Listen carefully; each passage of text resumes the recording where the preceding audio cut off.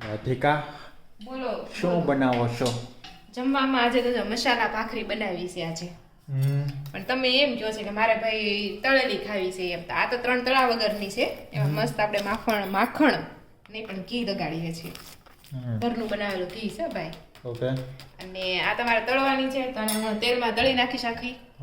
અને આ બાજુ મમ્મીએ બપોરે જે પાત્રા બનાવ્યા છે. પાત્રા આવે ને, પાત્રાના મોટા મોટા પાન આવે.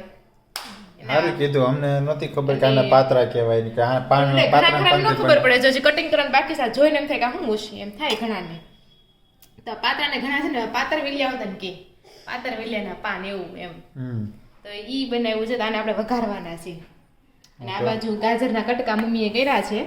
એટલે મમ્મી આનું આથણું બનાવશે. જો મમ્મી આથણું બનાવશે ને તેની રેસીપી તમને ટૂંક સમયમાં મળશે. એ પણ મમ્મીના અકાઉન્ટમાં. એટલે મમ્મીનું જ અકાઉન્ટ નથી આપણે જોયું. હિના બેન ચોટોડિયા એવું કંઈક આઈ થિંક. તો એમાં તમારે જોવાનું રહેશે. કાંઈ નહીં, ચાલો જો આ બધું આપણે બનાવ્યું છે. ચાલો બધા વાળું પાણી કરવા માટે. અને જે ચા બનાવવાનો છે બસ. That's it.